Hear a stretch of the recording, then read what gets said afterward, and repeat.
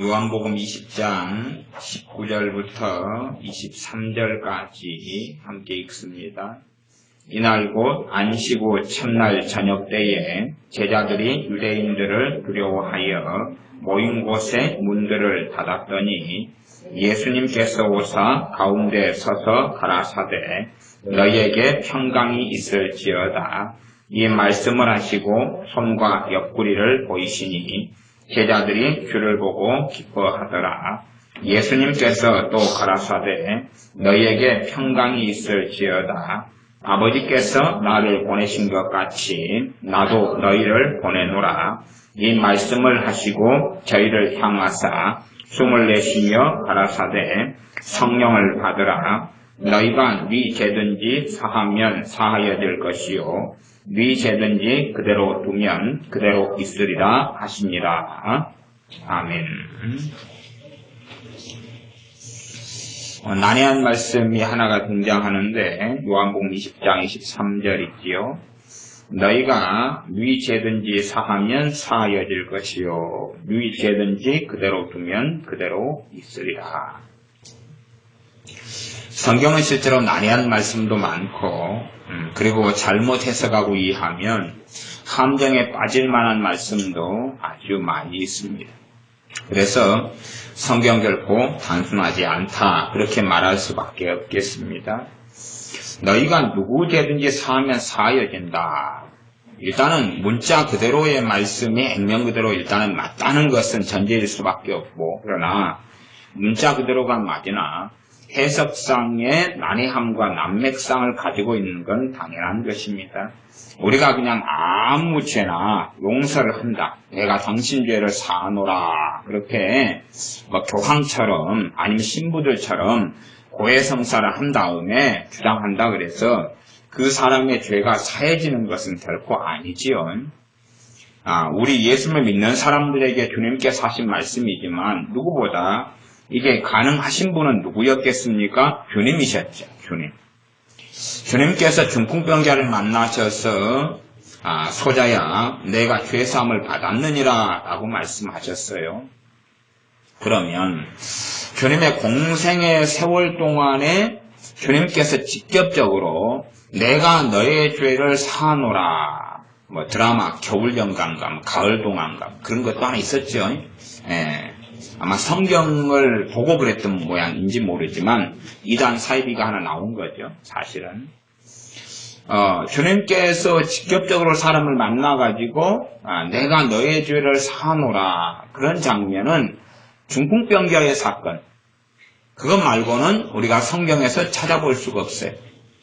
이게 바리새인 서기관들에 대하여 그들이 심지어 주님께서 성령의 권능으로 귀신을 쫓아내는 걸 보고 바알세불이 시켰다. 귀신의 왕의 힘을 빌어서 귀신을 쫓아낸다. 이렇게 말할 때에 주님께서 너의 죄를 사하노라 그런 게 아니라 성령이 해방하면 지금만이 아니라 오는 세상에서도 결코 용서받지 못한다. 라고 선언하셨죠. 가버나움 고라심 베세다 마을이 많은 권능에도 불구하고 주님께서 많은 권능을 행하심에도 불구하고 회개치 않은 걸 보고 화 있을진저 그리고 심판 때에 소돔 땅이 너희보다 나을 것이다 그랬지 너희 죄를 사하노라 그런 건 아닙니다. 그러니 우리가 성경을 마음대로 갖다 붙여서 우리가 거룩한 하나님의 자리에 앉은 것처럼 그리스도의 자리에 앉은 것처럼 아무나 대놓고 너희 죄를 사하노라 그런다 해서 죄가 사해지는 게 아니라 오히려 그 사람 자신이 더 심각한 죄 가운데 들어가는 것을 알 수가 있습니다. 그럼에도 불구하고 신비롭게 너희가 누구 죄든지 사하면 사하여진다는 말씀이 또한 존재한다는 사실이에요. 그러면 이 말씀이 이루어지는 걸 보려면 우리가 누구 죄를 사한다, 누구 죄를 용서한다, 그래서 그 사람의 죄가 용서된다, 그런 놀라운 가능성이 있으려면 최소한의 전제는 22절이라는 사실입니다. 22절은 이 말씀을 하시고 저희를 향하사 숨을 내쉬며 가라사대 성령님을 받으라. 성령님이 임하셔가지고 그들을 충만케 하신 다음에 성령님으로 세례받고 성령 충만한 다음에서야 어떨 때는 우리가 어떤 사람의 죄를 용서하면 그 사람의 죄가 용서되는 놀라운 일이 벌어진다는 사실. 이게 그런 것까지는 실제로 이 모든 신비로운 일까지는 우리가 알 수가 없어요. 그러면 고린도전서 같은 경우에 고린도 교회는 참 많은 죄 속에 있던 교회입니다. 죄 속에 있던 교회. 죄악 속에 있던 교회. 그렇게 따지면 고린도 교회 안에서도 크게 두 부류의 사람이 등장하겠지요. 많은 죄 가운데 있으나 어떤 사람은 교회에서 추방당하지 않은 사람, 그리고 교회 안에 머물면서 회개한 사람하고 그 다음에 추방당한 사람, 이렇게 두 부류로 나눠져요. 그 다음에 추방당한 사람, 교회에서 출교라 그러죠. 쫓겨난 사람. 너희는 하나님의 자녀가 아니야 라고 선언되고 쫓아내진 사람에서도 두 부류로 또 나눠집니다. 회개하고 돌이킨 사람하고 돌이키지 않은 사람. 그래서 회개하고 돌이킨 사람들에 대해서는 고린도 후서에 다시금 받아주어라. 다시금 교회 안에 받아주어라. 그렇게 말씀하고 있는 거죠. 그래서 오전에 청교도의 회심에 대한 이야기, 회심에 대한 개념이나 그에 대한 이야기를 좀 했지만 고린도 전서상으로 본다면은 청교도들의 또는 회심의 관점에서는 고린도 교회에 범죄한 사람들에 대하여서 그 관점에서 100%다 그러면 그 죄심하지 회심하지 않은 사람들로 봐버리죠. 그러나 고린도 전서상에서는 한 부류는 회심했는데 죄 가운데 있는 사람이어서 회개를 요구하는 거고 한 부류는 회심하지 않은 사람들로 보거나 혹은 회심하였으나 다시 세상으로 돌아가 버린 사람으로 보아서 추방당하는 거죠. 그렇게 사실상 성경이 단순하지는 않습니다. 그렇게 청교도들, 믿음의 선배들인 청교도들이 보는 회심의 관점에서 결과론적으로는 말씀하고 맞는 이야기예요. 그러나 좀 신학적으로나 더 자세하게 들어가면 그렇지 않은 부분이 생기는 거예요. 예를 들어 1만 달란트 탕감받은 사람이 있다. 그러면 그 사람이 1만 달란트 탕감받은 다음에 친구 동관을 만나가지고 이 1만 달란트 탕감 받았음에도 불구하고 100데나리온. 이게 1만 달란트는 도무지 사람들이 벌 수 없는 불가능한 천문학적인 액수예요. 말하자면 금으로 산을 쌓아야 된다 그 말이에요. 금으로 산을 쌓아야 돼. 그것을 용서받아요. 그 빚을. 그 다음에 100데나리온은 한 석 달 열흘 정도의 월급이에요. 석 달 열흘. 사람이 100일 동안 일한 거예요. 한 데나리온이 하루 일한 품삯이니까 100일 일한 거예요. 100일. 석 달 열흘 일한 돈이에요. 하루가 5만 원이라고 치면은 100일이면 500만 원이고 7만 원이라고 치면 700만 원이에요. 금을 산처럼 쌓아가지고 있었던 빚을 탕감받은 사람이 500만 원, 700만 원 혹은 일당을 10만 원 잡으면 1000만 원. 네? 그 빚을 진 사람을 만나가지고 돈 갚아라, 빚 갚아라 그리고 감옥에 넣어버리죠. 네? 갚을 때까지 못 나와. 그것을 주인이 들은 다음에 1만 달란트 탕감받았던 모든 것을 무효화시켜버립니다. 다시 말하면 1만 달란트 탕감받은 사건은 구원의 사건이고 그 다음에 그는 정말로 진실하게 구원은 받았어요. 그 사람의 행위가 아니에요. 행위가 아니고 믿음으로 구원받았어요. 은혜로 구원받았어요. 그러나 그가 생활과 삶 속에서 말씀을 지키지 않았지요. 최소한 용서하지 않는 삶을 통해서 그가 은혜로 얻은 구원은 어찌 됐어요? 취소가 돼버리고 말았어요. 청교도의 회심의 개념으로는 그 사람은 처음부터 변화되지 않았으니까 그는 회심하지 않은 사람 이런 관점을 본다 그 말이에요. 저는 그런 면에서는 청교도의 관점이 성경적으로는 일부에 대해서는 맞으나 다른 말씀에 대해서는 맞지 않는 측면이 있다. 그렇게 좀 자세하게 설명을 했지만 어쨌든 오전의 말씀은 청교도가 바라보는 결과론적인 측면에서는 그것이 옳은 부분을 가지고 제가 오전에 말씀을 드렸었습니다.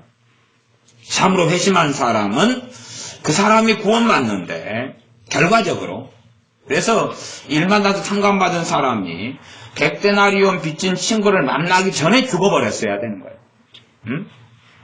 일만나도 탕감받고 그 친구가 쫙 500m 앞에 오고 있는데 500m 그 친구 만나기 전에 친구 만나서 목살을 잡으려면은 1m 전방까지 가야 되겠죠? 그 가는 동안이 죽어버렸어야 돼요. 그러면 이제 이 사람은 천국 가는 거예요. 천국 가는데 친구 만나서 목살을 잡고 감옥에 넣어버리고 이 사람은 구원이 취소되고 지옥에 간 거예요. 이게 주님의 비유는 다 구원에 대한 비유예요. 한 포도나무를 심었어요. 3년 동안 열매가 없어요. 그래도 아직 뽑히지 않았죠. 뽑히지 않았어요. 하나님의 비냐드, 하나님의 포도원 안에가 있는 포도나무. 구원받은 거다 그 말이에요. 청교도적으로는 아직 열매가 없기 때문에 회심하지 않았다고 보지만 성경적인 주님의 비유로서는 구원받았는데 문제는 이제 포도원 주인이 열매를 내놔라고 요구한다는 사실이에요. 이 시간 지났잖아. 내놔. 왜 안 맺어? 왜 안 내놔? 그리고 기회는 1년만 더 남았다는 사실이죠. 그 다음에는 뽑아버린다는 사실이고 도끼로 쳐버린다는 사실이죠. 그렇기 때문에 로마서 말씀에도 하물며 너희 일까 보냐? 원 가지들도 아끼지 아니하셨은즉 너희도 아끼지 아니하시리라. 그렇게 말씀해요. 구원의 확실성에 대하여 성경은 말씀하는 본문이 있고 그 다음에 구원에 대하여 정말로 어떤 면에서는 하나님께서는 구원을 취하시켜버리고 취소시켜버리고 그렇게 엄의하신 하나님이라는 측면이 또한 존재한다는 사실이에요. 그 유명한 어떤 목사님의 구원에 대한 책을 제가 어제 봤다 그랬죠. 어제 보니까 그분은 뭐라고 설명하냐 그러면 예수 믿는 사람은 절대 심판 없다. 절대 심판 없다. 이게 로마서 말씀에 뭐라고 이야기합니까? 사도 바울은 우리 각인이 사도 바울을 포함한다는 거 우리지요. 우리 각인이 하나님 앞에 서서 우리가 행한 일을 짓고 하리라. 형제를 원망하지 말라. 심판자가 문 앞에서 계시느니라. 계속하여 그리스도인에 대하여 교회에 대하여 주님의 심판을 지금 경고하고 있는 거예요. 그러나 그 목사님은 그런 구절을 갖다가 써놓고 이건 아니다. 그렇게 대놓고 부정을 해버리는 거예요. 왜냐하면 그건 심판에 대한 말씀이 아니야. 사도 바울이 내가 복음을 전한 후에 도리어 버림을 받을까 두려워하노라. 그것을 그 버림이라는 받는다는 것을 구원을 상실한다는 것을 해석 안 하고 상급을 잃어버릴까봐 두려워한다. 그렇게 말합니다. 상급을 잃어버릴까봐. 아니 사도 바울 같은 사람이 상급에 연연한 사람이 아니에요. 상급에 연연한 사람이야. 그러니까 그런 식으로 그 유명한 베스트셀러 작가 그분은 최근에 쓴 책을 가지고 구원에 대해서 아주 그냥 혼자 패고 더럽게 하는데 실상은 앞뒤 꼭지를 들다 보면 굉장히 그럴싸해요. 단순하게 그럴싸해요. 성경 구절 몇 개에 근거하면 정말로 옳고 맞는 것 같아요. 성경이 몇 개는 뭐예요? 그냥 모든 말씀을 뭘로 다 뒤집어버리냐고 하면 오직 은혜로 말미암아 구원받는다. 누구든지 예수님의 이름을 부르기만 하면 구원받는다. 그 말씀으로 다른 말씀을 전부 다 뒤집어 엎어버려요. 그러나 성경은 이 말씀이 있고 이 말씀이 있는 거예요. 그렇게 해서 균형과 조화를 이루어서 다르게 이해하고 해석해야 돼요. 끊임없이 이 믿음으로만 얻는 구원, 행위로서는 얻지 못하는 구원. 그러나 어떻게 믿음으로 얻는 구원 속에 행위라는 것이 짬뽕되지 않은 가운데, 섞이지 않은 가운데 어떻게 작용하느냐. 이런 문제를 어쨌든 전부터 설교해왔고 오전에도 그런 말씀을 함께 회심에 대한 이야기 가운데 같이 전해왔습니다. 그래서 이러한 23절에 좀 신비로운 일이 성의 멱살이 이루어져 가는 거죠. 누구 죄를 살 수 있는 거죠. 그러나 교환권을 이야기하는 것도 아니고 신부나 주교가 하는 걸 이야기하는 건 아닙니다. 나아가서 사도들이라 할지라도 내가 너희들의 죄를 사하노라, 너희의 죄를 사하노라 그렇게 한 것이 성경에가 없어요. 그건 아셔야 됩니다. 이 박수 엘루마가 복음을 사도 바울이 전할 때 방해를 했어요. 그러니까 사도 바울이 박수 엘루마 너희 죄를 사하노라 그런 게 아니라 네 소경이 될지어다 소경 만들어버렸어요. 그러니까 지금 사람들이 생각하는 이 환타지적인 사랑에서는 이 산상수훈을 인본적인 사랑으로 만들 때는 모든 사람이 다 환영이에요. 말하자면 간디가 만들어낸 무장운동처럼. 그러나 간디의 무장운동은 성경적인 게 아니에요. 성경의 아류에 불과할 뿐이에요. 박수 엘루마 같은 경우도 소경을 만드는 게 아니라 하나님보다 사도보다 사랑이 많은 사람, 주님보다 사랑이 많은 사람은 박수 엘루마를 뭐 하겠어요? 용서해주고 끌어안아주겠지. 이거 박수 엘루마 그러면 안 돼요. 그래도 괜찮아요. 그래도 안 되지만은 그래도 하나님이 사랑하니까 괜찮아요. 그 다음 회개도 안 했는데도 아이고 당신의 형제요. 그러는 게 인본적인 사랑에서 행하는 가짜 복음은 그런 거지요. 그러나 참된 성령 역사는 박수 엘루마를 소경으로 만들어버리는 거지 그의 죄를 사노라 그러는 게 아니에요. 그러니까 사도행전에서 마술사, 사마리아의 마술사 시몬이라는 사람이 어떻게 행할 때에 베드로 사도에 대하여 성경에 뭐라고 기록하냐 하면 베드로가 성령이 충만하여 가로되 그렇게 나와요. 성령 충만해가지고 마술사 예수님을 영접하고 믿고 세례받은 마술사 시몬에 대하여 이 분깃에 대하여는 너가 아무 관계가 없다. 너 안에 악독이 가득 찼다라고 평가해버리고 말아요.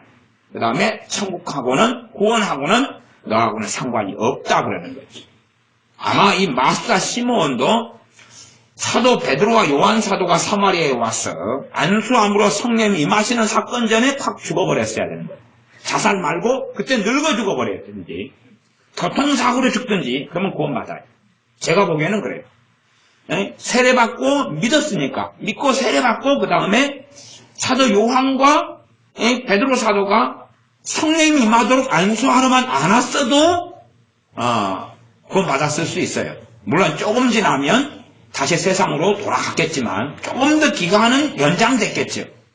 그러나 하필이면 베드로와 요한 사도가 와가지고 성령 임하도록 안수하고 기도함으로 거기에서 그냥 끝장이 나버리고 말죠.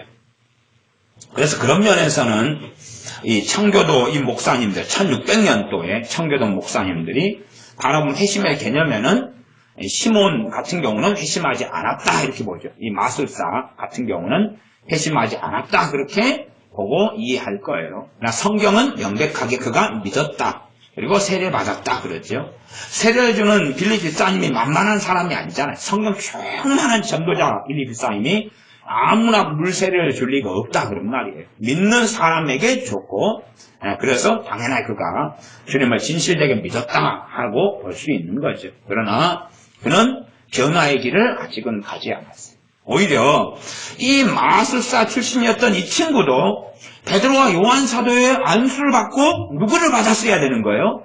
성령님을 받았어야 되는 건데 성령님을 받아가지고 자기가 변하기보다는 그 놀라운 것을 본 다음에 돈 욕심이 생기고 말죠. 그 놀라운 걸 본 다음에 권력욕, 명예욕에 빠지고 만다는 사실입니다.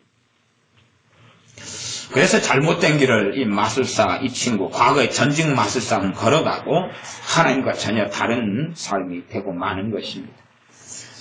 요한복음 20장 22절에 이 말씀을 하시고 저희를 향하여 숨을 내쉬며 가라사대 성령을 받으라. 숨을 내쉬며 가라사대 숨을 내쉰다. 숨을 내쉬는 것을 정확하게 보여주시는 거죠. 보여주시는 거예요. 숨을 내쉬며. 숨을 내쉰다는 게 뭐냐 그러면 이게 성령님하고 같은 단어를 사용합니다. 이때 퓨뉴마라고 퓨뉴마. 숨을 내. 호흡. 숨 호흡. 그러고 성령님하고 어음과 단어가 같아요. 그러니까 숨 호흡을 내쉬는 걸 보여주는 거예요.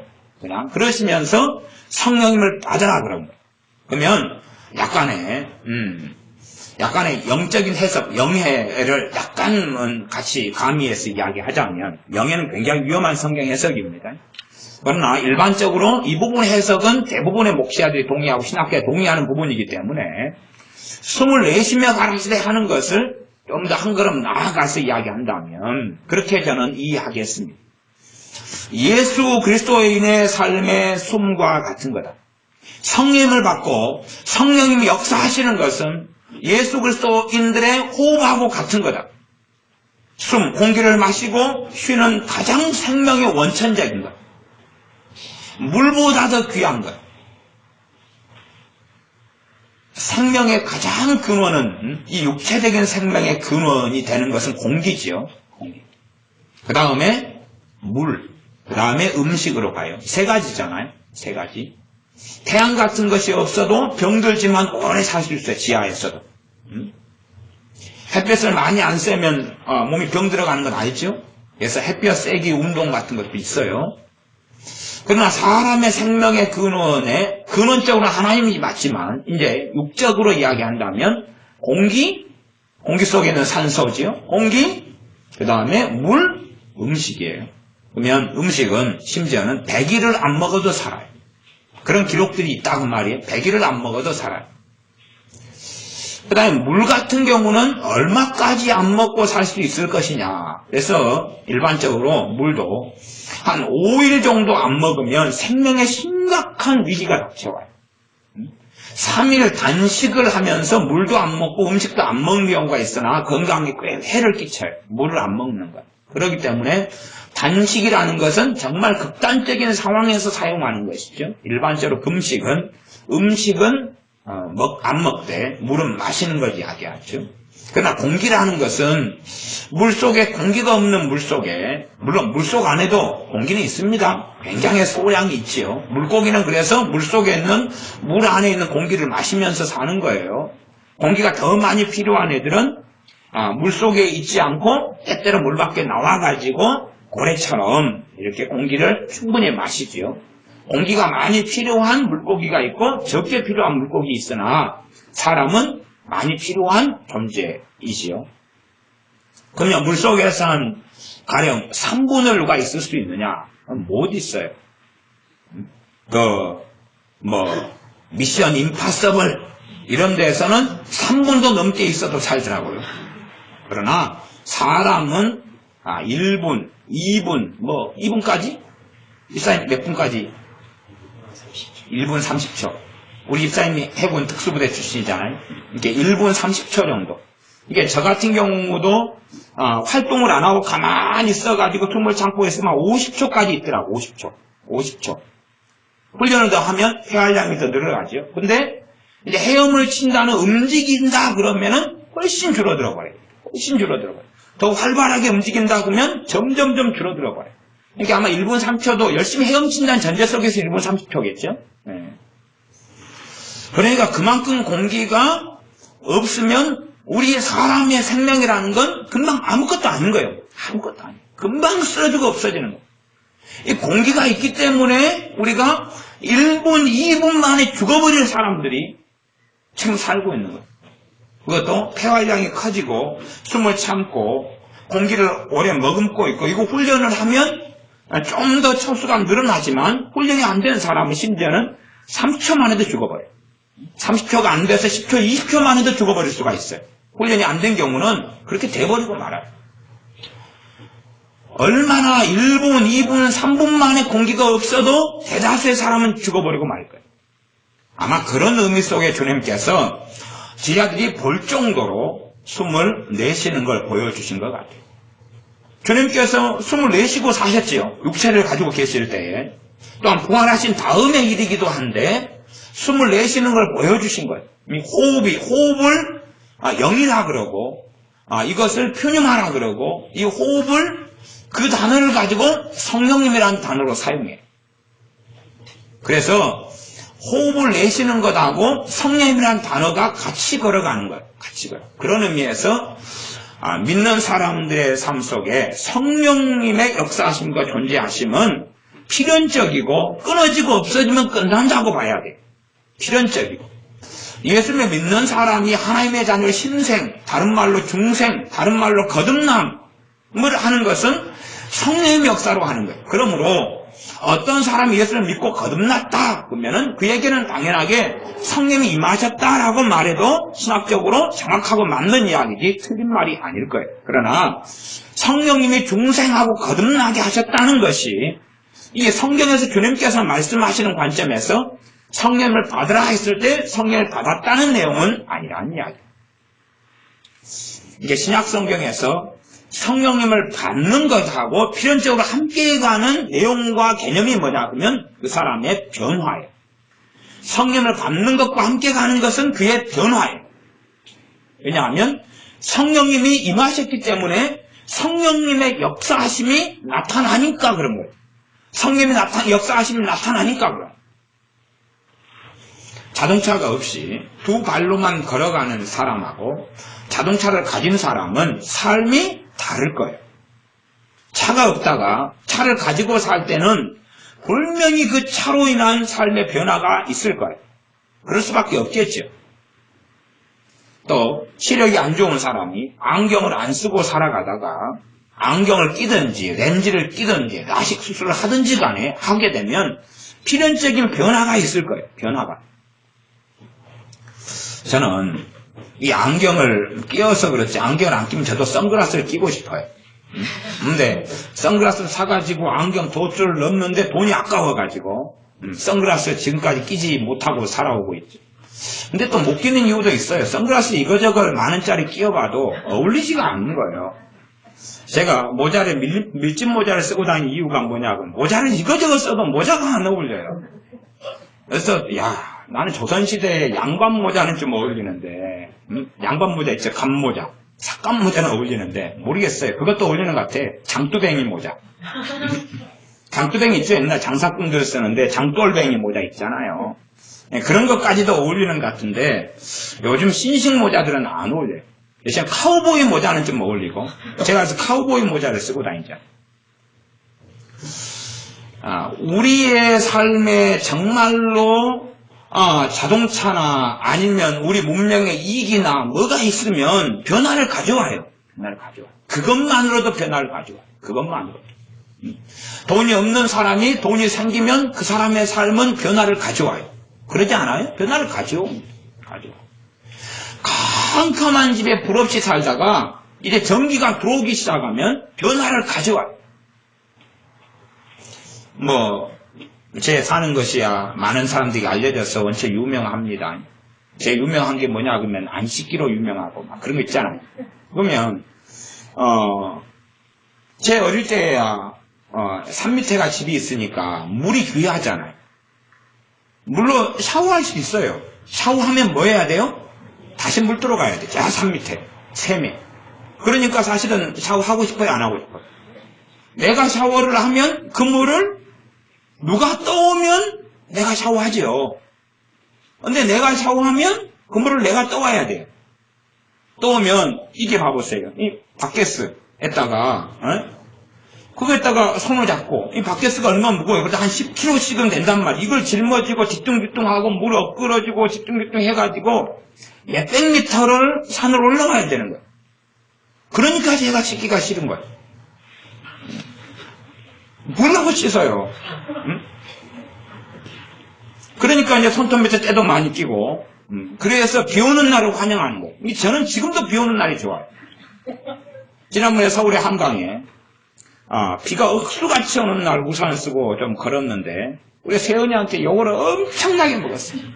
세상에 이런 날이 사람이 돌아다니는 날이냐고, 목사님은 이런 날에 운치가 있다고 한강을 걷자고 그러냐고 하면서 막 고래고래 애가 미쳐가지고 막 소리를 지르고 막 발광을 하는데 그 옆에 지연이까지 있다가 같이 발광을 하는 거예요. 우리가 왜 그냥 우산을 써도 비바람이 막 치니까 무용지물이에요.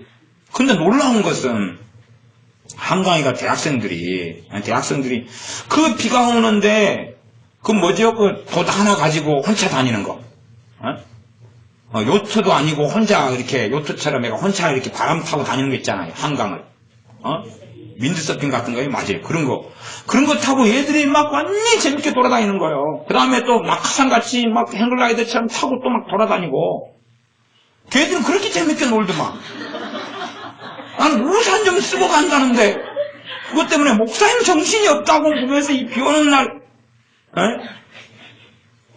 근데 왜 얘네들이 그냐면 얘네들은 수도가 있는 시대에 살았기 때문에 그런 거예요. 수도가 있는 시대에 살았기 때문에 물이 아쉽지를 않은 거예요. 난 지금도 비 오는 날이 좋은 거예요. 왜? 공짜잖아요. 공짜. 길어올 필요가 없는 물 비바람이 불어 쳐주니까 또 씻어주고 얼마나 좋아요. 그러니까 나는 이런 날에 운치가 있어야 돼. 이런 날에 외출해야 돼. 라고 주장하는데 얘네들은 이게 낭만이 없어요. 무슨 낭만 이야기하니까 또 낭만에 처치는 이야기 한다고 목사님은 이런 날은 발 닦고 집에서 붙인 게 멋지고 자야지 되지 뭐 그냥 하고 그런 욕을, 제가 그 핍박을 1시간을 넘게 당하고 왔어요. 그것도 한참 많이 걸어가니까 또 많이 걷는다고 잠수교까지 걸어갔던가? 잠실대교까지 걸어갔던 그런데 그냥 아이고 그러면서 막 발라들고 그냥 제가 핍박 속에서 겨우 살아남았어요. 이게 지금도 비 오는 날이 좋아하는 것은 공짜잖아요, 공짜. 응? 물이 없다가 수도가 만들어지면 씻기가 좋으니까 세수도 잘할 거라고 발도 잘 씻을 거예요. 물이 있으니까. 삶의 변화를 가져오죠. 변화를 가져와. 화장실 문화 같은 경우도 안 좋을 때는 화장실 가기가 싫잖아요. 화장실에 비데가 있다고 하면 가고 싶을 거예요. 비데에 있어서 따뜻한 물을 쌓아주지. 겨울에 따뜻한 물을 쌓아주지. 얼마나 좋아요. 편하고 좋아요. 응? 그 다음에 비데가 있으니까 따끈따끈하게 해주잖아요. 엉덩이 붙이는데 막 시렵지 않고. 요즘엔 좀 덜하지만 옛날에는 겨울에 엉덩이 붙이고 용변 보려고 하면 막 엉덩이가 막 시렵고 막 그러잖아요. 화장실이 깨끗하면 그래서 미국 사람들은 화장실을 웨스트룸이라고 하잖아요. 쉬는 곳이다 그러는 거지. 우리는 일 보는 곳이고 일하는 곳이고 거기에서 발버둥을 치는 거죠. 살아남으려고. 좋은 화장실이면 삶의 변화를 많이 가지고 올 거예요. 뭐든지 간에 있으면은 좋은 쪽으로든 안 좋은 쪽으로든 변화를 꼭 가져오는 거예요. 변화를 가져와요. TV가 없는 집이 TV를 거실에 하나 좋은 TV를 두기 시작하면 시간의 변화, 삶의 변화는 많이 가져와서 그 다음부터는 이제 이 멍충이 상자에다가 많은 시간을 투자하면서 TV 프로를 보고 거기에 심취해 살겠죠. 뭐든지 간에 변화를 가져와요. 그러면 거룩하신 성령 하나님께서 임하시면 변화를 왜 안 가져오겠냐 그 말이에요. 그러니까 사람들은 성령님이 임하셔도 변화를 안 가져오는 사람들도 유감스럽게 있어요. 왜 있냐 그러면 자기를 내려놓지 않기 때문에 그죠. 성령이 임하셔도 성령님이 임하신 것에 대하여 자기가 단지 조금 즐기는 거예요. 조금 즐기고 지나버리는 거예요. 그러니 변화를 가져오지 않죠. 오히려 성령님이 임하심으로 나타나는 결과들에 대하여 자기는 즐기고 단지 있는 거예요. 그러니 성령님께서 임하셨으나 그를 주관하실 수가 없는 거죠. 성령님이 임하셔도 성령님에 대한 주도권을, 나 인생과 삶에 대한 주도권을 성령님께 계속적으로 이양하고 넘겨드려야 해요. 그럴 때만이 성령님께서 우리를 이끌어 가시고 우리가 달라지고 변화된 삶의 길을 걸어갈 수 있는 거죠. 성령님을 받으라 라고 주님께서 말씀하시는 것은 받고 안 받고가 유감스럽게 누구에게 달려있는 것처럼 말씀하시는 거죠? 우리에게. 성령님을 받으라 하는 것은 성령님을 받느냐 받지 않느냐 하는 것은 우리에게 달려있다는 사실이에요. 너희는 약속하신 성령님을 기다려라. 안 기다리면 못 받는 거죠. 에베소 5장 18절에 오직 성령 충만을 받으라. 알아서 하나님께서 주셔버린다면, 알아서 주님께서 주셔버린다면 성령 충만을 받으라고 말씀할 이유가 없지요. 그러니 성령 충만을 받고 안 받고는 하나님께 달린 문제는 아니라는 사실. 하나님이 성령님을 보내시고 우리 주 예수님께 성령님으로 세례 주시고 충만케 하시는 분은 사실이지만 그러나 성경은 그 책임이 우리에게 있다고 말씀합니다. 그러니 어떤 사람이 정말로 하나님 앞에서 삶을 살기를 원하거든 성경을 통해서 성령님을 받아야 한다는 사실이고 성령님을 받는 책임은 각자에게 있다는 사실이에요. 누가 대신해 주지 못하고 각자가 성령님을 받든지 받지 않든지 그 책임이 있다는 사실이에요. 나아가서 성령님은 왜 오순절을 기점으로 임하시게 되셨느냐 하면 우리 주님의 십자가에서 다 이루었다 하는 이루심이 있었기 때문에 그러한 것입니다. 우리 주님께서 십자가에서 자신의 목숨을 통하여 값을 지불하셨기 때문에 그래요. 죄인들에게, 악한 사람들에게도 성령님이 임하시도록 하는 값이 지불되었기 때문에 그런 거예요. 그런 면에서 지금도 아버지께서는, 지금도 주님께서는 성령님을 보내시는 일을 계속하고 계시지만 그러나 또한 반면에 하실 일을 다 하셨다는 사실이 그러니 이제 우리가 성령님이 우리에게 임하시느냐 임하시지 않느냐, 임하신 다음에도 성령님께서 우리를 더 충만하게 하실 것이냐, 아니면 성령님을 소멸치 말라 했던 것과 같이 성령님께서 소멸되시고 우리 가운데 역사하지 않게 되실 자리까지 갈 것이냐는 우리에게 달려있다는 사실이에요. 그렇기 때문에 어떤 사람이라도 변화된 삶을 살려거든 주님의 다시금 이 말씀으로 돌아와서 성령님을 받으라 하는 말씀에 주목할 수밖에 없는 거예요. 어떤 사람이라도. 분명 제가 에베소 1장이나 3장이나 또한 지난 시간 에베소서를 통해서 금요일이죠, 분명히 입증했습니다. 성령님을 받은 에베소 교회가 성령님이 또한 임하시기를 그 누구보다 성경을 잘 아는 사도 바울이 기도했다는 사실. 성령님이 임하시면서 시작한 12명으로 시작한 에베소 교회에게 아버지 하나님께 내가 너희를 위하여 기도하고 있다. 지혜와 계시의 영인 성령님을 너희에게 주사 하나님을 알게 하시고 마음 눈을 밝게 하고 이런 기도를 하고 있다는 거예요. 성령님이 임하시도록 너희를 위해 기도하고 있다. 에베소 교회는 당연히 성령이 임한 교회예요. 그러나 또한 성령님을 아버지께서 주시도록 기도하고 있다는 거예요. 안 받은 일부의 사람들이 아니라 에베소 교인들의 전부 때문에 그렇다는 이야기. 나아가 성령님은 임하셨고 성령님은 또 임하셔야 되고 그 성령님을 통하여 속사람이 강건케 되기를 기도하고 있다는 거예요.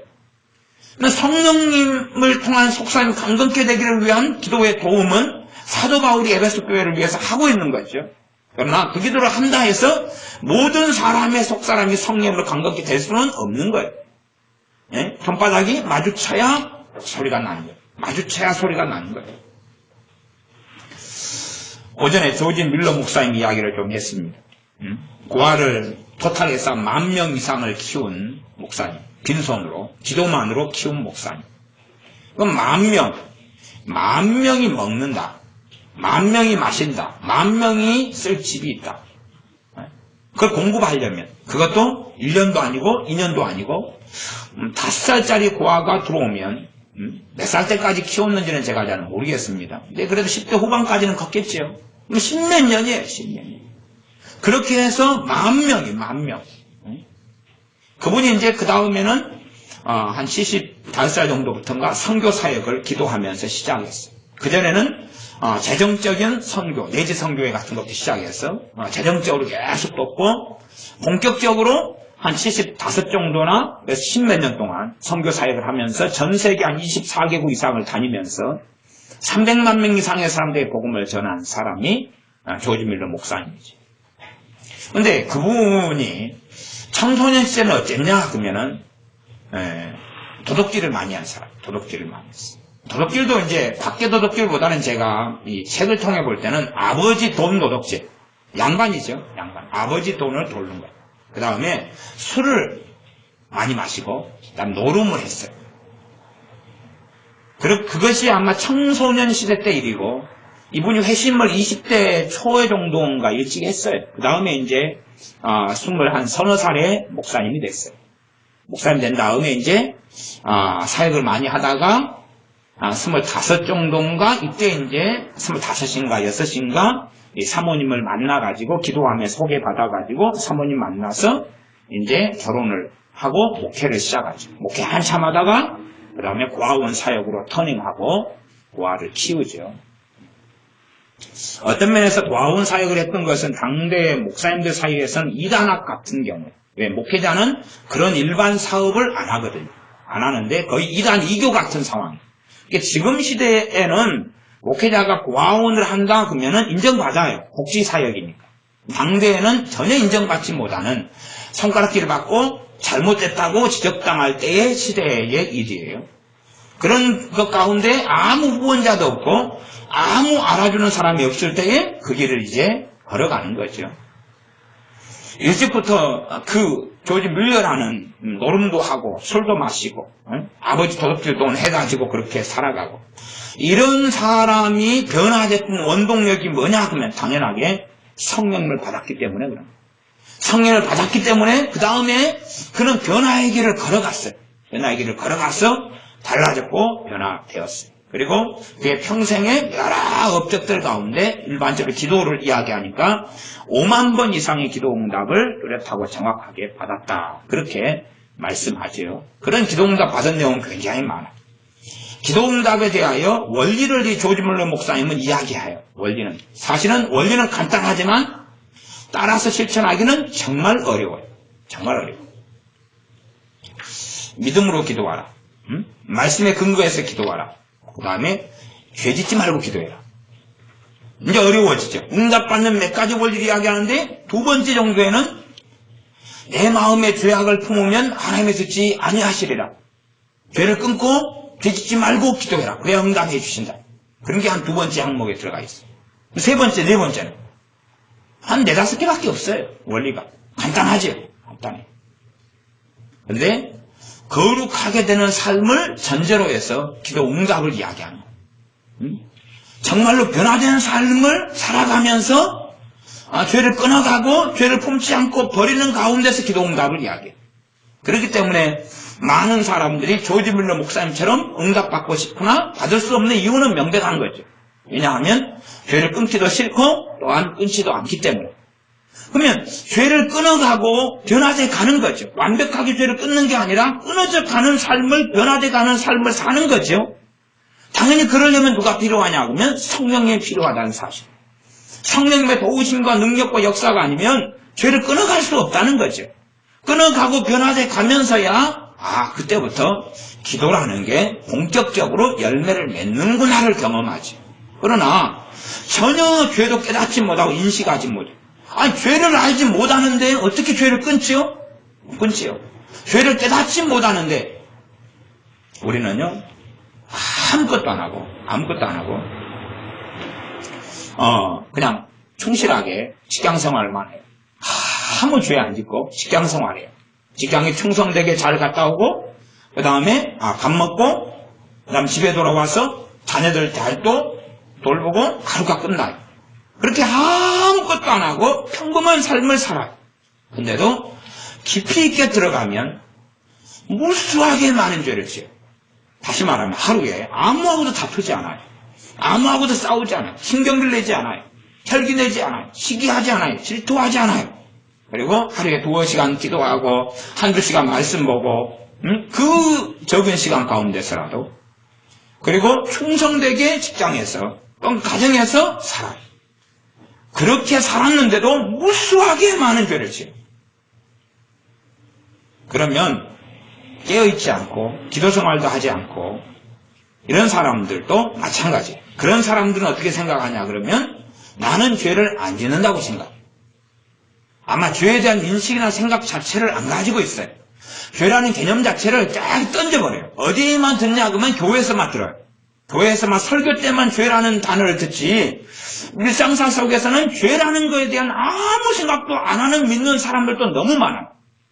이런 사람들일수록 윤리적으로, 사회적으로, 도덕적으로 죄 없는데 그리고 죄를 지어도 어쩌다가 있지 그렇지만 정말로 성령 역사로 살아가는 사람은 얼마나 자기 삶 속에 자신의 마음과 생각 속에서라도 무수하게 죄를 많이 짓고 살아가는가를 본다고 말이에요. 그러한 변화되는 삶의 여정 속에서야 이제 우리의 기도는 더 확실하게 응답되어져 가기 시작해요. 의로운 사람 욥, 의로운 사람 다니엘, 의로운 사람 에스겔, 의로운 사람 사무엘, 의로운 사람 노아, 믿음의 사람 아브라함처럼 기도가 응답되어 가는 거죠. 응답되어 가는 거죠. 그러지 이 기도에 대한 오늘 오전에 했던 본문처럼 누가복음 본문처럼 아무나에게나 그냥 구하라 그러면 주시고 찾으라 그러면 찾고 문을 두드리면 열리는 문제가 아니라냐. 기도는 변화되겠다는 하나님을 닮겠다는 의지 가운데 하는 거예요. 기도는 하나님을 찾는 거잖아. 하나님을 찾는다는 이야기는 하나님께서 원하시는 사람으로 변화되고자 하는 욕구와 그 열정이 있어야 되는 거예요. 기도하는 사람이 나는 변화를 원치 않고 환경의 변화만을 원한다는 것은 그 사람은 기도 응답받지 않기를 이미 작정하고 기도하는 사람. 기도하는 사람이 자기의 변화의 절박함, 자기의 변화의 필요, 자기가 얼마나 하나님이 원하시는 모습과 다른가, 그걸 깨닫고 자신의 변화를 전제로 하는 가운데 하나님께 기도하지 않는 사람이라면 결국 그 사람이 원하는 기도의 내용은 환경이 변하는 거죠. 환경 안에 남편, 아내, 자식, 부모, 형제, 돈, 직장, 직업, 건강, 그 많은 구하는 게 있겠지만 그것이 변하기를 원하는 거고 자기는 이 정도에 만족하다는 거죠. 그런 사람들은 당연하게 성경을 보지도 않고 관심도 없고 성경은 하나님의 뜻인데 하나님의 뜻에 전혀 무관한 삶을 산다는 거죠. 그러면서도 안전하다고 생각하고 그러면서도 하나님의 자녀라고 생각하고 그러면서도 예수를 믿는다고 생각하죠. 그것은 머리에 총 맞은 삶일 수밖에 없는 거죠. 결코 믿는 것도 아니고 안전한 것도 아니고 하나님과 함께 사는 것 자체도 될 수가 없고 가장 심각한 이야기는 어쨌든 살아있을 때에 하나님께서 기도에 응답해 주시는 것은 별로 받을 수 없을 거다. 한참 너뚜리 하면서 하나님 다고 이거 해주세요라고 구할는지 몰라도 응답하시는 하나님은 누리지 못한다는 사실이죠. 정말로 하나님께 나아가서 구하는 사람은 당연하게 우리의 필요, 문제, 고난, 절망 가지고 기도할 수 있어요. 그걸 기도하면서도 더 심각하게 인식하고 있어야 되는 것은 하나님께 나아가서 내가 변화되기를 원하는 갈망이 있어야 한다는 사실입니다. 그 어떤 항우 장사라도 자신의 의지와 자신의 결단과 자신의 노력으로는 변화될 수 없습니다. 우리의 노력이 열매를 맺으려면 성령님의 역사하심이 있어야 돼요. 성령의 역사하심과 우리의 노력이 만나야지만이 열매를 맺는 거예요. 변화란 열매를 맺어요. 성령의 역사가 있고 우리 애씀과 땀 흘림과 눈물 흘림과 수고함이 없으면 또한 열매가 맺지 않지. 두 개가 다 함께 해야 돼. 함께 해야 돼.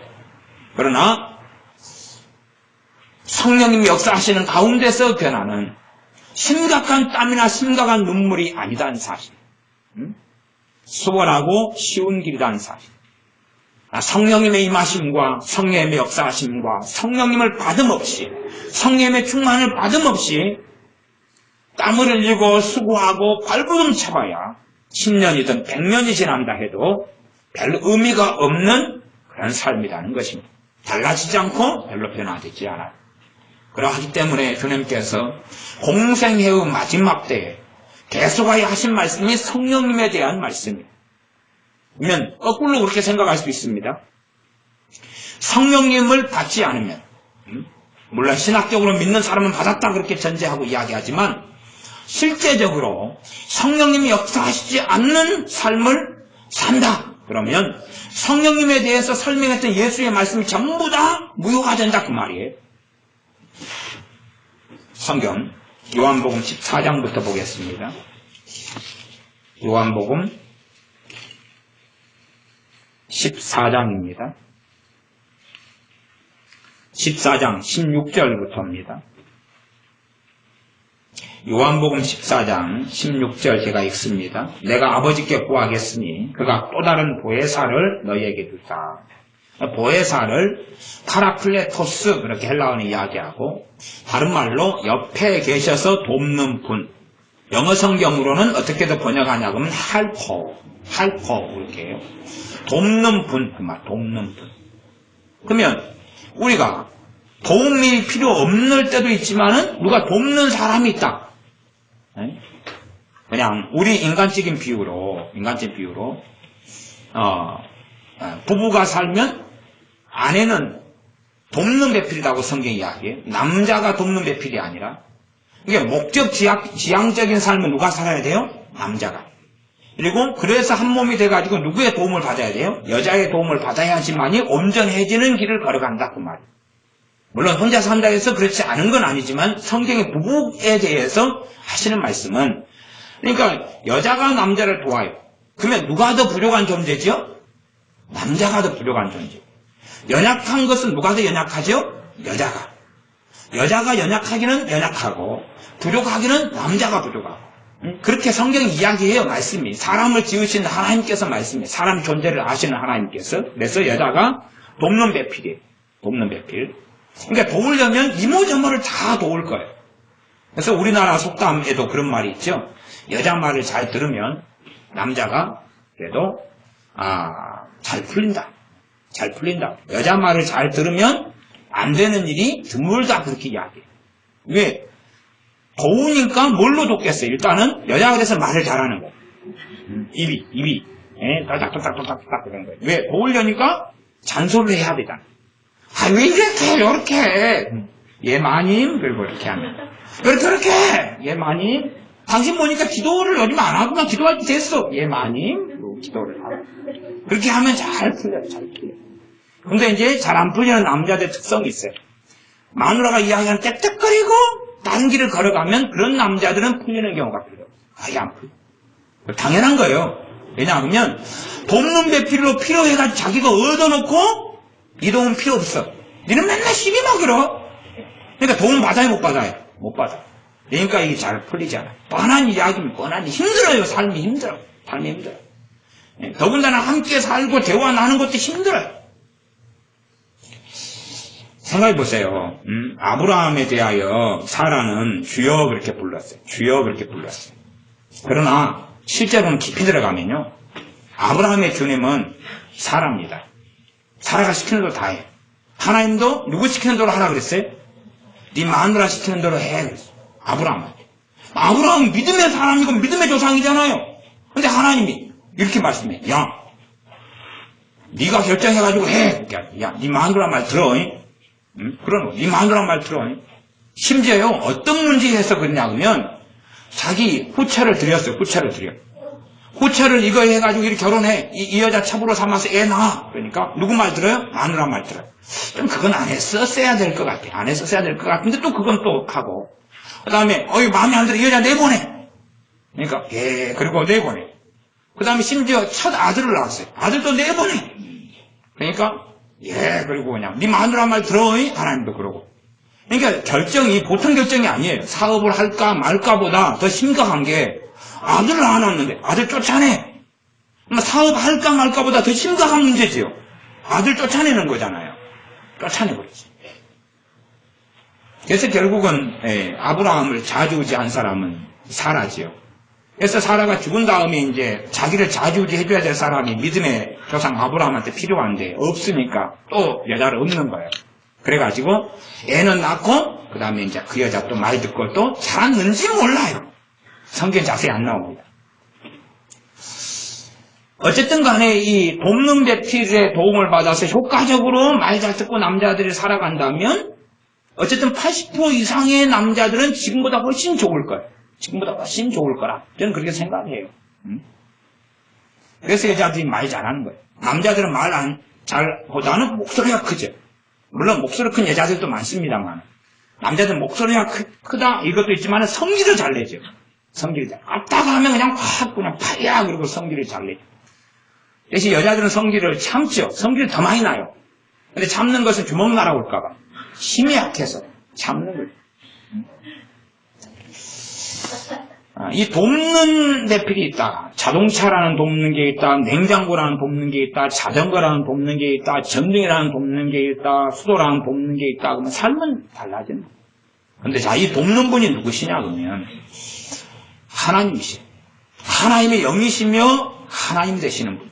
신비롭게 하나님은 아버지와 아들과 성령님으로 존재하십니다. 그 아버지 하나님이 완전하시고 아들 하나님이신 예수 그리스도께서 완전하시고 성령 하나님께서 완전하셔요. 그 신비는 아무도 이해하지 못합니다. 여러분의 영혼이 영과 혼으로 되어 있습니다. 그게 어떻게 결합되어 있는지 어떻게 하나로 되어 있는지 그걸 어떻게 눈에 보이고 합니까? 그 결합이 어떻게 보이고 눈에 어떻게 알아요? 그건 알 수 자체가 없습니다. 어떤 과학이 발달해도 아무리 과학이 발달해도 사람의 마음을 파헤칠 수가 없어요. 사람의 마음을 어떻게 파헤쳐? 단지 그냥 거짓말 탐지 같은 것을 통해서 지금 어떻게 에너지파가 어떻게 나오고 그런 뇌파가 어떻게 나오고 심장 박동수가 어떻게 되고 이런 것만 알 뿐이에요. 흔적을 통해 알 뿐이지 이 세상에 천하 없는 기계라 해도 어떻게 사람의 생각을 탐지해내고 사람의 마음을 탐지해내고 생각도 탐지해내지 못하는데 생각이라는 그 존재 자체를 어떻게 하고 어떻게 사람의 정신이라는 존재 자체를 어떻게 파악할 수 있냐고 말. 그건 못하는 거예요. 그렇게 사람도 따지고 보면 신비로운 존재예요. 근데 하나님은 사람하고는 상상할 수 없는 존재이기 때문에 우리가 하나님을 다 이해하지 못한다는 이유가 그것이 당연하게 그것이 하나님이 하나님이시라는 뜻이에요. 우리가 어떤 존재를 다 이해하고 안다고 하면 그 존재는 나 밑에, 내 밑에, 나하고 동격이든지. 그러나 상상할 수 없고 이해할 수 없는 것이 너무 많다는 것은 그분이 하나님이시라는 것을 이야기하는 거죠. 어쨌든 하나님이신 분, 하나님의 영이신 분, 그분이 임하셔서 돕는 분의 사역을 해주신다는 거예요. 돕는 분의 사역을 해주신다는 거예요. 언제까지요? 성경은 그렇게 이야기합니다. 16절에는 영원토록 그렇게 이야기해요. 돕는 분의 사역을 해주신다는 거예요. 영원토록. 물론 전제는 있어요. 어떤 전제겠습니까? 성령 해방죄 안 지어야 되고 내가 하나님의 자녀라는 전제죠. 내가 하나님의 자녀인 한은 영원토록이죠. 하나님의 자녀가 아니라면 영원토록은 될 수가 없는 거죠. 성경 끊임없이 배교에 대하여 말씀하고 있는 게 신약 성경입니다. 영원토록 너희와 함께 있게 하시리. 근데 성령님 하나님의 영이시며 삼위의 하나님 되시는 그분께서 돕는 분 보혜사가 되셔가지고 함께 하신다는 거예요. 그렇기 때문에 그분에 대한 소개를 하시면서 요한복음 20장에 주님께서 성령님을 받으라. 성령님을 받으라. 사도들은 병도 고쳤고 심지어 죽은 자도 살려내고 그 다음에 귀신을 쫓아내는 권능을 받았어요. 주님으로부터. 그러나 부족했어요. 성령의 권능은 있었으나 그러나 성령님을 받아야 됐다 그 말이에요.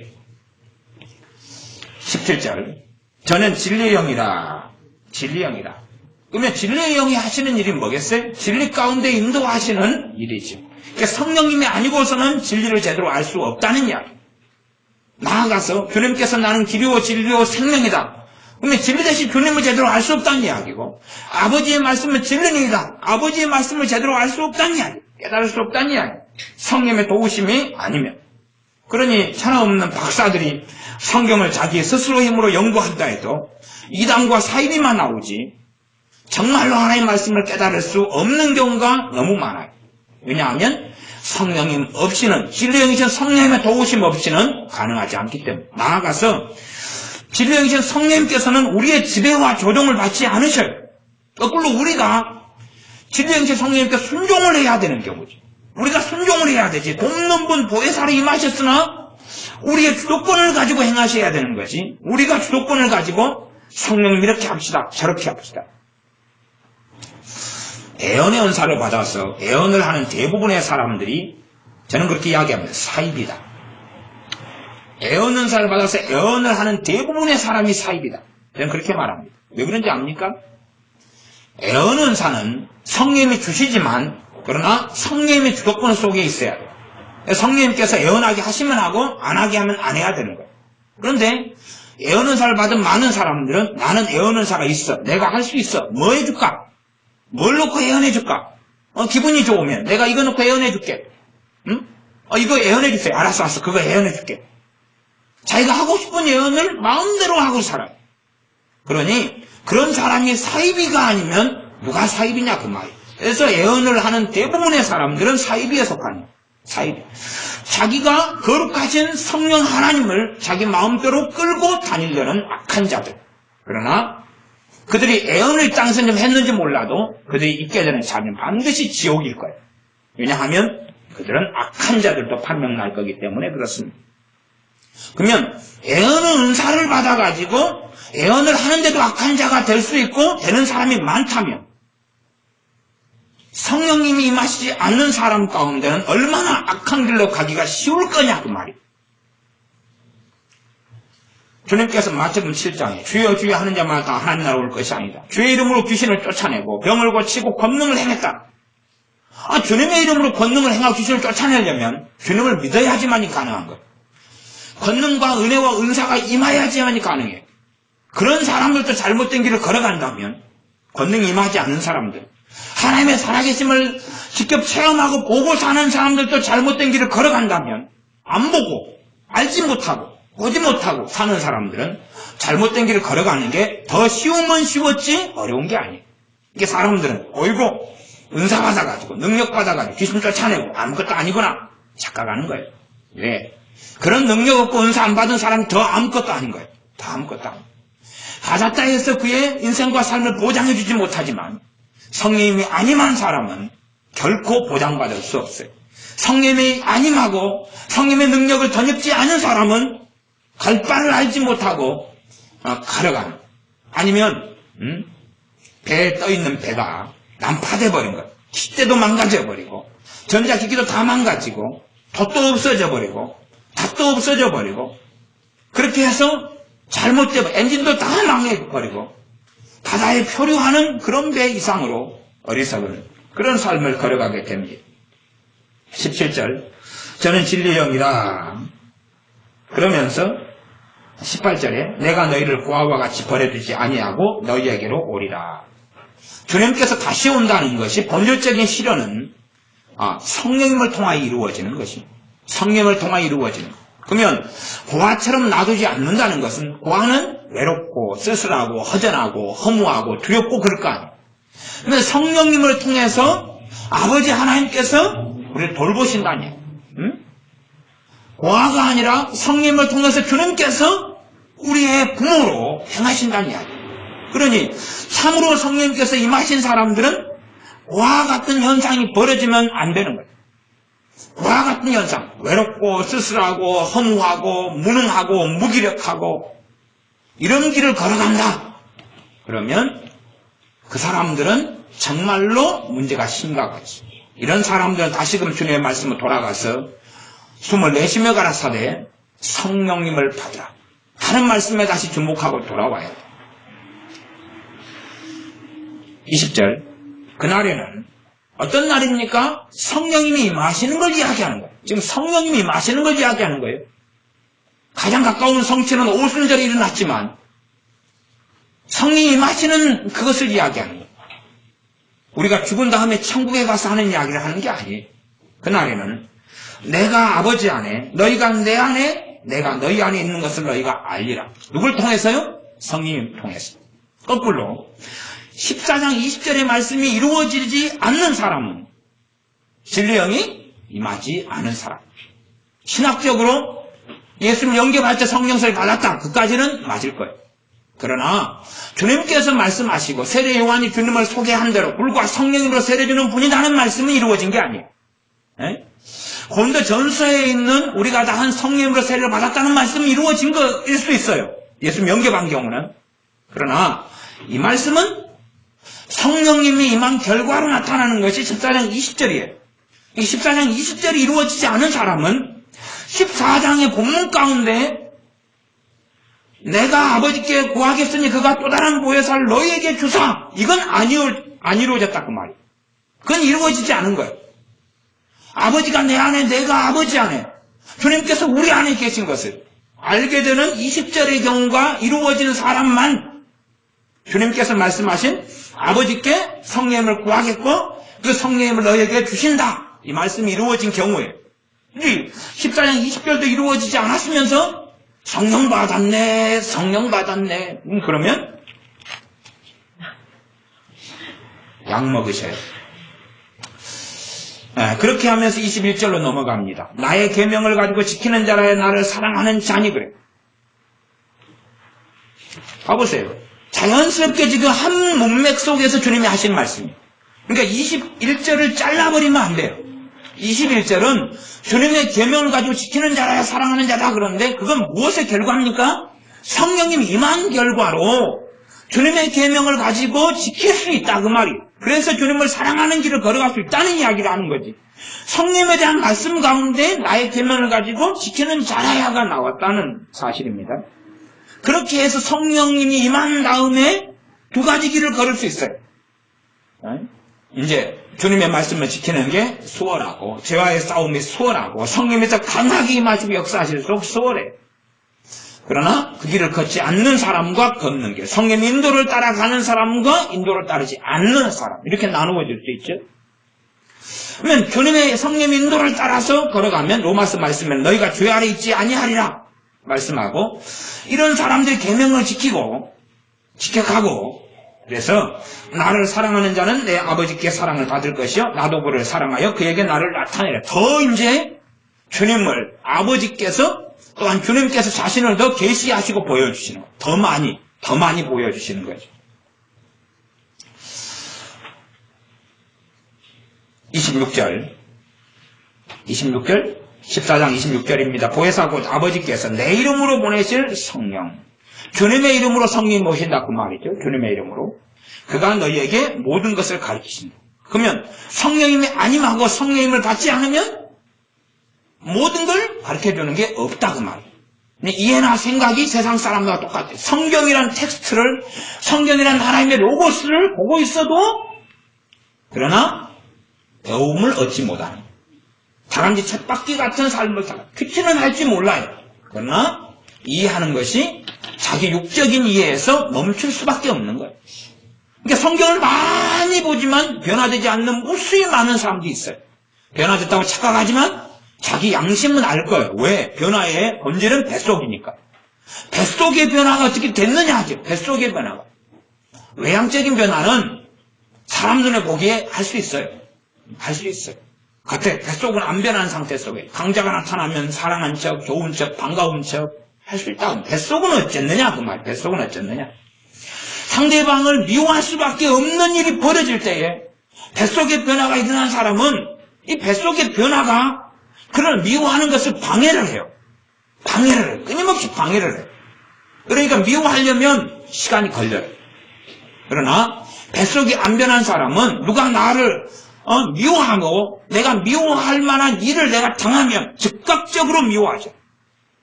즉각적으로 미워해요. 왜? 아무런 변화가 없으니까 저항성도 없고 달라짐도 없기 때문에 그래요. 뱃속이 달라진 사람은, 조금의 달라진 사람은 걱정이 근심이 생기면, 두려워할 만한 일이 생기면 저항을 해요. 믿음이 저항을 하고, 소망이 저항을 하고, 하나님 말씀이 저항을 하고, 성령이 저항을 하시죠. 그런데 걱정이 생기는 일이 생기면 바로 걱정이 돼버려요. 모든 것을 성령님이 가르쳐 주신다. 그런 가르침을 받을 수가 없어요. 참된 인도자는 성령이신데 인도를 못 받아요. 못 받으니까 이제 누가 걸어가야 되죠? 자기가 선택하고 자기가 길을 걸어가야 돼요. 그러니까 과거에 성령을 받았을 줄 모르나 다 까먹어버린 사람들의 결과도 똑같은 거예요. 성경으로 데살로니가 전서로 이야기하면 성령을 소멸치 말라. 소멸해버린 사람의 결과도 똑같은 거예요. 이제 더 이상 배울 수 없는 거죠. 더 이상 배울 수 없어요. 더 이상 가르침 받을 수 없어요. 더 이상 인도 받을 수 없어요. 그런 사람들이 손 벌리고 말씀해 주소서 그런다고 되는 문제가 아닌 거예요. 음성의 문제가 그런다고 되는 문제가 아닌 거예요. 그러면 음성이 내가 너를 사랑하노라 그러면 이제 뭐 되는 거예요. 이제 그러면 인도 받는 거예요? 그러면 삶이 뭐 사라질 수 있을 것 같아요? 내가 너를 사랑하노라 그러면 뭐 가르쳐 주는 게 있어요? 모든 걸요? 그런 건 없다는 이야기입니다. 내가 너희에게 말한 모든 것을 생각나게 하시리라. 적소적시에. 하나님 말씀은 분야가 광대해요. 광대해. 그러니까 하나님 말씀이라도 나에게 때에 맞는 말씀이 달라요. 때에 맞는 말씀이. 어떨 때는 이 말씀, 어떨 때는 이 말씀이에요. 이게 뭘 생각나게 하시는 거예요? 내가 맞는 필요에 적시적소에 생각나게 하시는 거예요. 바다에서는 배 타고 가야 되고, 육지에서 도로에서는 차 타고 가야 되고, 기차 레일에서는 기차 타고 가야 되고, 태평양을 건너려면 배 타고 갈 수도 있지만 비행기 타고 가는 게 빠르고 낫지. 그러니까 그 때마다 필요한 말씀이 다르다 그 말이에요. 그것을 누가 생각나게 하시는 거예요? 성령님께 생각나게 하시는 거예요. 그러나 자기 육으로 살아가는 사람은 자기가 전혀 다른 말씀을 생각나죠. 도로에서 배를 불러요. 도로에서 배를 불러가지고 배를 부르려면 이제 일단 배를 사가지고, 그렇지, 요트, 5천만 원짜리 빚내가 사가지고, 그 다음에 요리 갖다 놓고, 여기다가 이제 크레인 불러가지고 내려요. 그러니까 여기서 배 타고 시동 걸어요.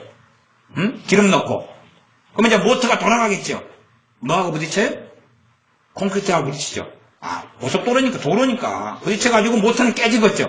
그 다음에 잘하면 모터가 깨진 다음에 파편 날아가 길 지나간 사람 몇 명 죽이겠죠. 네?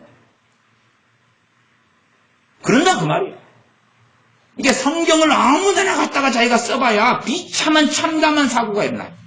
크레인 갖다가 여기다가 도로에다가 일단 세우면 잘 해봐야 내가 모터 시켜고 시동 걸고 사고 일으키기 전에 경찰에 먼저 출동해가지고 딱지 떼고 끌려가겠죠. 그 정도면 잘된 일이에요. 잘된 일. 에? 괜히 프로펠러 깨져가지고 막 파편 튀겨가지고 막 난리가 나가지고 사람 죽고 다리가 잘려나가고 얼마나 프로펠러 무서운지 아시죠? 그런 일이 생기기보다 차라리 끌려가는 게 빠른 거죠. 고발당해가지고. 저희 어떤 미친놈이 길바닥에 그 보트를 내려놔가지고 이러고 있다 차 못 다니게 한다고. 그 고발당해 끌려가는 게 나은 거예요. 벌금 좀 나오고. 응?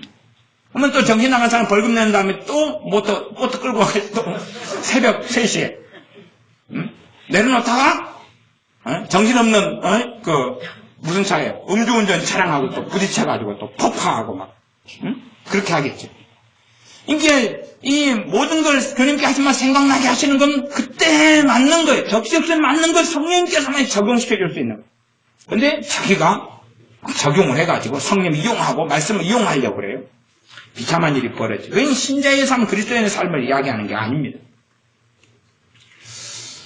27절 평안을 너희에게 끼치노니 곧 나의 평안을 너희에게 주노라. 이 성령님과 연관해서 본다면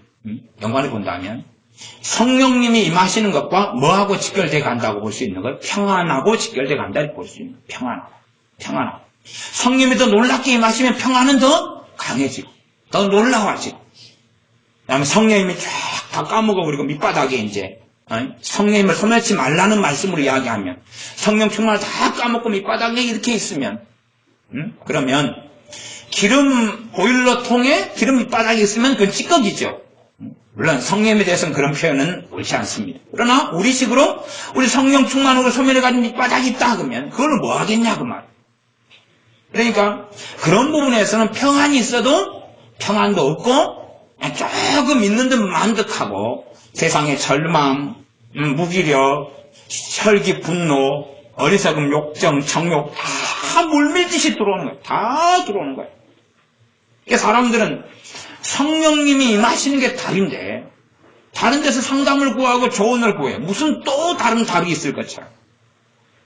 그래서 아예 성경은 요한 1서 같은 경우는 너희는 아무에게도 배울 게 없고 오직 너에게 임한 그 기름 부음 성령님이 너희를 모든 걸 가르친다. 이렇게 극단적으로 성경은 말씀합니다. 그런데 사람들은 성령님께 배우려 하자. 성령님께 배우려면 성령님이 임하셔야 되는 건데 왜냐하면 그만큼 이제 신자로 그리스도인으로 사는 것과 세상 사람으로 사는 것이 비슷하게 되어버렸어요. 짬뽕되고 섞여버렸어요. 단지 교회 생활은 예수를 믿는 것은 종교로 전락해버리고 말았어요. 그러니까 안 믿는 사람에 믿는 사람이나 차이가 없어요. 그러나 본질적으로 믿는 사람은 성령님이 임한 사람, 안 믿는 사람은 당연히 마귀의 종과 노예. 그래서 완전히 다른 삶이 될 수밖에 없는 거예요. 한쪽은 마귀 역사가 수시로 들락날락 그러고 믿는 사람은 성령님이 계속 역사하는 사람이고 이렇게 필연적으로 달라져야 되는데 같아요. 안 믿는 사람도 마귀가 들락날락 충만 마귀 충만 믿는 사람도 마귀 충만 들락날락 그러니 열매가 똑같이. 자 15장으로 넘어가세요. 15장 26절로 가겠습니다. 내가 아버지께로 너희에게 보낼 보혜사고 아버지께서 나오시는 진리의 성령님이 오실 때에 그가 나를 증거하신다. 주님에 대하여 증거한다. 주님에 대해서 가르쳐주는 거예요. 주님에 대해서 가르치면 주님이 가지고 오신 것은 복음이에요. 복음. 그러면 주님에 대한 복음에 대한 가르침이 가장 전제가 될 거예요. 복음을 알게 하시는 거예요. 주님을 알게 하시는 거예요. 주님은 알아도 끝이 없어요. 주님을 닮아가려면 주님을 알없이 주님을 닮아갈 수가 없는 거예요. 주님에 대한 몇 가지의 단편적인 그런 지식 몇 쪼가리 가지고 주님을 안다. 그러면 그건 정신 나간 사람이죠. 어떻게 그게 말이 되는 이야기예요. 성령님께서 주님을 증거하시는 거예요. 이게 얼마나 놀라운 일인지 몰라요. 그러나 이런 성령이 임하시지 않은 경우는 이게 없지요. 당연하게 없어요. 성령님께서 주님을 안 가르쳐줘요. 주님을 증거하지 않아요. 어떤 증거도 전제되겠습니까? 봐봐. 예수님께서 너의 주님이셔. 예수님께서 너를 위해 죽으셨어. 예수님께서 너의 구주이셔. 라는 걸 증거하면 절망 속에 죄 가운데서 다시 힘을 얻고 일어나지요. 성령님이 증거해 주시니까 다 너가 죄 가운데 엎드러져 있어도 주님께서 너의 주님 되셔. 너의 손을 붙잡고 계셔. 그 주님이 예수 그리스도셔. 라고 증거를 해 주시니까 다시 일어나겠지. 아니, 그런 증거가 없으니까 자빠져서 못 일어나죠. 자빠져서 못 일어나고 있는데 길 지나는 행인 5명이 또 갖고 지나가죠. 하필이면 머리를 밟아버렸어요.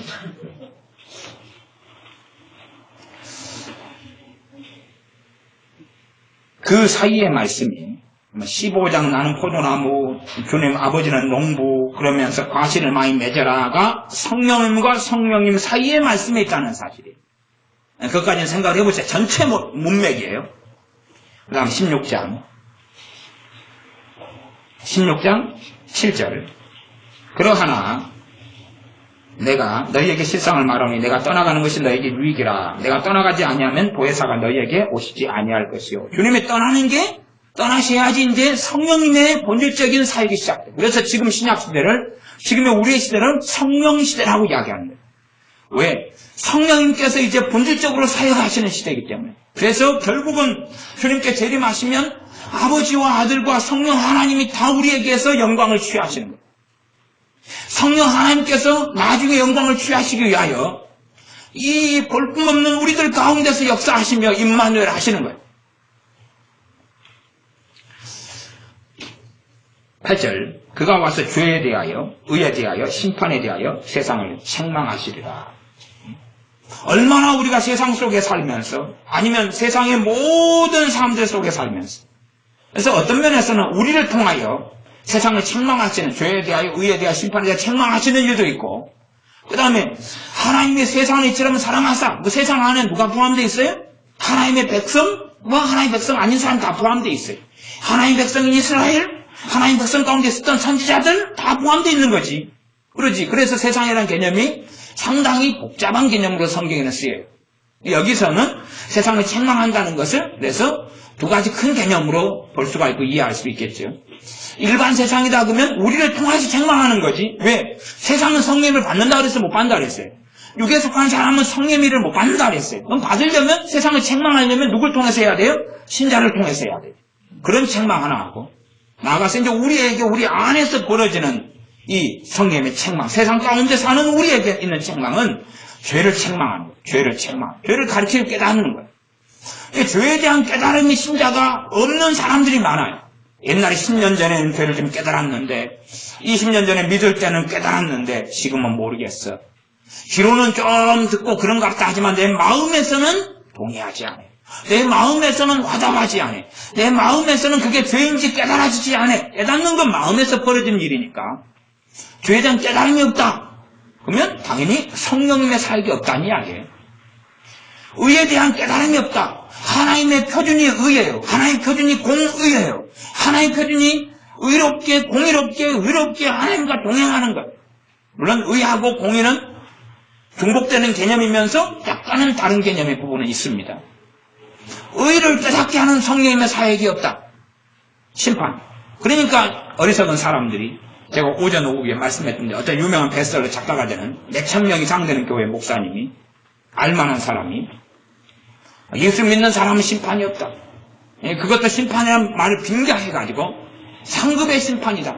상급의 심판이 어디 있어요 그게? 그러면 심판이라는 말을 떼든지 상급을 떼든지 그러지. 상장수여식이 심판이에요? 그거를 못해도 아주 그냥 문댕이같이 못해. 상장 주는 건 심판식이 아니에요. 심판식이. 무슨 심판이에요 그것이. 받고 안 받고 말지. 그러면 무서워서 어디 상 주는 데 갈 수 있겠어요? 못 가지. 하여튼 그냥 공부를 못하니까. 공부를 못해도 큰배 목사님 되셔. 그래서 심판에 대해 알게 하신다. 누구한테요? 성령님이 누구한테 임하셔요? 지금 주님께 성령님이 누구한테 임하신다 그런 거예요. 예수님의 사람들에게 임한다 그러는 거예요. 예수님의 사람들에게. 그러니까 이걸 사도 바울 같은 경우가 알게 하시니까 그가 겸비하게 사는 거고 두렵고 떨림으로 구원을 이루어가는 삶을 사는 거예요. 하나님 앞에서 삶을 사는 거예요. 무엇을 아니까? 심판을 아니까. 그래서 사도 바울 같이 서신서를 통해서 심판을 많이 이야기하는, 교회의 심판을 많이 이야기하는 그런 사람이 없는 거예요. 왜? 성령님께서 놀랍게 임하셔가지고 사도 바울에게 심판에 대해 계속 알려주시니까 자각하고 있는 거예요. 알고 있는 거예요. 13절 그러하나 진리의 성령님이 오시면 그가 너희를 모든 진리 가운데로 인도하시리니. 모든 진리 가운데 인도한다. 앞에 반복되는 말씀입니다. 심지어는 오직 듣는 것을 말하시며 장래일을 너에게 알리시리라. 장래일을 알려주는 일이 벌어진다. 우리가 장래일을 많이 아는 것은 주로 꿈이나 환상을 통해 알죠. 환상은 좀 위험할 때가 많이 있고 꿈이 이제 일반적으로 좀 상대적으로 좀 깨끗한데, 아니면 예언이나 아니면 기도하다가 영감이나 감동을 통해서도 알아요. 장래에 대해서. 그래서 내가 이걸 선택하면 결과가 어떻게 될까를 이미 감지하는 경우도 많이 있어요. 이 길을 선택하면 결과가 안 좋아. 뭐 여기는 아니야. 이쪽을 선택하면 장래일을 아니까 그러는 거예요. 현재일과 장래일은 밀접하게 하나로 돼 있죠. 연결되어 있는 거예요. 그러니 장래일을 알게 되니까 함정들을 피해가고 덫을 피해갈 수 있는 거예요. 제가 예를 들어 그런 이야기를 간혹 했잖아요. 이 결혼이라는 것은 내가 사랑에 빠지고 해서 결혼하지만 결혼하기 전에 이제 어떤 신부 될 여자 자매가 자매하는 거예요. 번뇌가 일어나는 거예요. 왜 그럴까? 번뇌가 일어날까? 이유를 없는 거예요. 갑자기 번뇌가 일어나기 시작하는 거예요. 응? 하루 내내 잠이 안 와. 이렇게 잠을 잘 자야지 화장도 잘 받고 피부가 뽀송뽀송해서 그냥 할 텐데 잠을 못 자는. 그리고 이제 결혼식 당일 되니까 그거 싹 없어져. 그러면 그것에 모든 해석이 다 옳은 건 아니지만 어떤 경우가 많냐 그러면 성령님께서 마지막 기회를 주시는 거예요. 그 다음에 이제 결혼을 통해 비참한 어려움을 사는 것은 자기가 감당해야 되는 거예요. 왜? 경고를 했으니까. 장래일을 가르쳐 주시는 거예요. 그걸 인지를 못하니까. 어떤 사람은 더 기도하고 깨어있는 사람은 이것을 일주일을 당해요. 별 그런 사람은 잠깐 당하고, 아니 안 좋은 결혼이 있어요. 성격도 안 맞고 환경도 안 맞고 뭣도 안 맞고 이런 사람이 있어요. 이런 결혼. 정말로 그냥 나만 변화되면 상대방이 변화될 것 같지만 안 그런 경우는 너무 많아요. 너무 많아. 그러면 호세아 선지자가 거룩하지 않았기 때문에 호세아의 아내가 딴 남에 바람나서 간 거예요? 고멜이? 그런 거 아니지요. 주님이 거룩하지 않았기 때문에 주님과 동거 생활했던 가룟 유다가 주님을 팔아먹은 거예요? 그런 거 아니지요. 그러니까 아무리 아내나 남편이 거룩하고 뜻대로 성령 충만하게 살아도 상대방이 다 변화될 수는 없어요. 원래가 아예 강팍해서 더 악하게 되는 경우도 많이 있는 거예요. 그런 경우는 이제 말기시죠. 그러면 모세가 기적을 일으키니까 바로가 회개하고 막 가슴을 치고 통곡하고 울고 회개하고 구원받았어요? 아니죠. 나중에 병거를 끌고 와서 다 죽여버리려고 쫓아왔죠. 다시 끌고 가고 죽이고 그렇게 한다고. 그런 것처럼 그런 경우도 있어요. 어쨌든 어떤 사람은 주님 의지하고 그래도 사랑하는데 일주일간 막 까닭없는 번뇌가 찾아오고 고통이 찾아오는 거예요.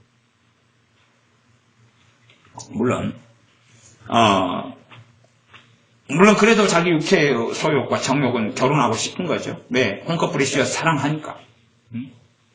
그래가지고 그게 다 지난 다음에 결혼한 다음에 석 달 뒤에 이제 현실을 알게 되고 후회하는 거예요. 저한테 그 이야기를 하는 거예요. 그럼 제가 그건 설명하죠. 이미 지났던 일인데.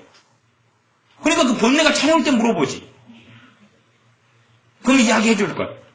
이야기해도 본인이 알아먹고 제 말을 진리로 받아들이기보다는 이제 심각하게 그것을 그럴 수 있다고 가정하고 뭐 해야 되는 거예요? 기도해야 되는 거죠. 왜 본인의 선택이지 제가 설명하는 게 다 맞다는 100% 보장은 없기 때문에. 근데 제 경험상은 그런 일들이 좀 있어요.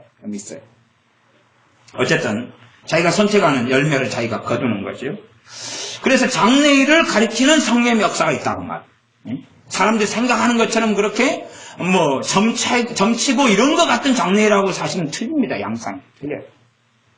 현재 일을 많이 가르쳐줘요. 현재 영적인 상태도 많이 가르쳐주시고 꿈을 통해서나 뭘 통해서나 장래일도 가르쳐주는데 사람들이 생각하는 그런 점쟁이가 생각할 장래일하고는 모양과 양상이 틀리기 때문에 제가 그냥 얼마 전에 결혼의 사건을 빗대어가지고 이렇게 이야기하고 지나가고 있습니다.